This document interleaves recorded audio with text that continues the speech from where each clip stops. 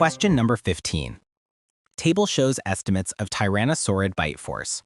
The largest tyrannosaurids, the family of carnivorous dinosaurs that includes Tarbosaurus, Albertosaurus, and most famously Tyrannosaurus rex, are thought to have had the strongest bites of any land animals in Earth's history. Determining the bite force of extinct animals can be difficult, however, and paleontologists Paul Barrett and Rayfield have suggested that an estimate of dinosaur bite force may be significantly influenced by the methodology used in generating that estimate. Which choice best describes data from the table that support Barrett and Rayfield's suggestion? The study by Meers used body mass scaling and produced the lowest estimated maximum bite force, while the study by Cost et al. Used muscular and skeletal modeling and produced the highest estimated maximum. B. In their study, Gignac and Erickson used tooth-bone interaction analysis to produce an estimated bite force range with a minimum of 8,000 newtons and a maximum of 34,000 newtons. C. The bite force estimates produced by Bates and Falkingham and by Cost et al. Were similar to each other, while the estimates produced by Meers and by Gignac and Erickson each differed substantially from any other estimate. D. The estimated maximum bite force produced by Cost et al. Exceeded the estimated maximum produced by Bates and Falkingham, even though both groups of researchers used the same method to generate their estimates. Let's observe the table, estimates of tyrannosaurid bite force.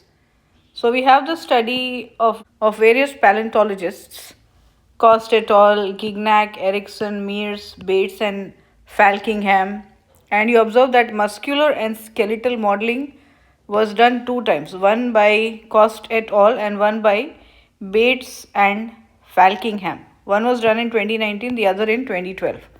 And you can observe that the approximate bite force in newtons is almost the same. This is showing 35,000 to 63,000, Cost et al. 2019, and this one is showing 35,000 to 57,000 in Bates and Falkingham. So the family of carnivorous dinosaurs, Tarbosaurus, Albertosaurus, and famous one is Tyrannosaurus rex. They have the strongest bites of any land animals in Earth's history. But these are extinct animals, so it's difficult to actually calculate the bite force.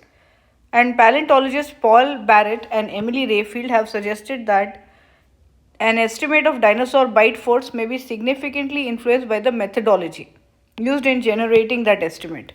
So there are different methodologies, and every methodology is giving a different amount of newtons as the bite force.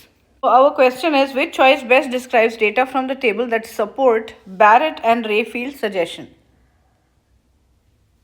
So if you said C, well done, that is the best answer.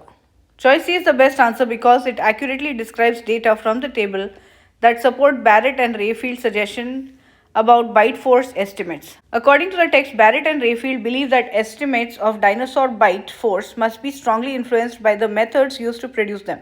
That is, that different methods may produce significantly different results. The table shows that the studies by Bates and Falkingham and by Cost et al. Used the same estimation method, muscular and skeletal modeling, and produced similar bite force estimates, approximately 35,000 to 57,000 newtons and 35,000 to 63,000 newtons respectively.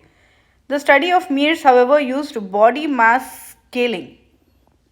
It produced very high bite force estimate, 183,000 to 235,000 newtons, while the study by Gignac and Erickson used tooth-bone interaction analysis and produced a much lower bite force. So what about tooth-bone interaction? That is very low, 8,000 to 34,000 newtons. The fact that one method produced similar estimates in 2 different studies and that 2 different methods used in other studies produced substantially different estimates supports the idea that dinosaur bite force estimates are significantly influenced by the methodology used to produce them.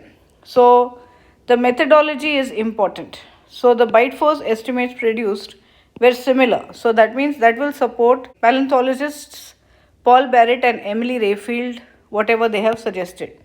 Choice A is incorrect because it inaccurately describes data from the table.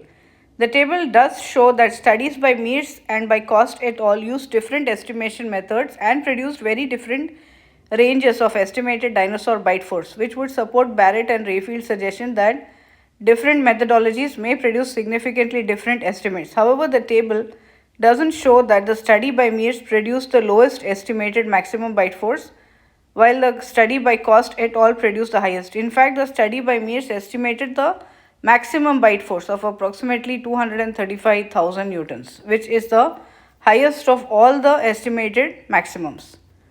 Choice B is incorrect. Although the data from Gignac and Erickson study are accurately described, a single set of findings from one study using only one methodology can't show that different methodologies may produce significantly different dinosaur bite force estimates, as Barrett and Rayfield suggest. Choice D is incorrect. Although the table shows that the maximum bite force estimated by Cost et al. Was higher than that estimated by Bates and Falkingham, the difference is relatively small. In fact, both teams estimated a minimum bite force of approximately 35,000 newtons and the maximum bite force close to approximately 60,000 newtons. Because these findings demonstrate that a single methodology, that is muscular and skeletal modeling, produced similar overall results in two studies, the findings don't support Barrett and Rayfield's suggestion that different methodologies may produce significantly different dinosaur bite force estimates. So it didn't exactly exceed, it's very similar. So that's why we cannot choose D.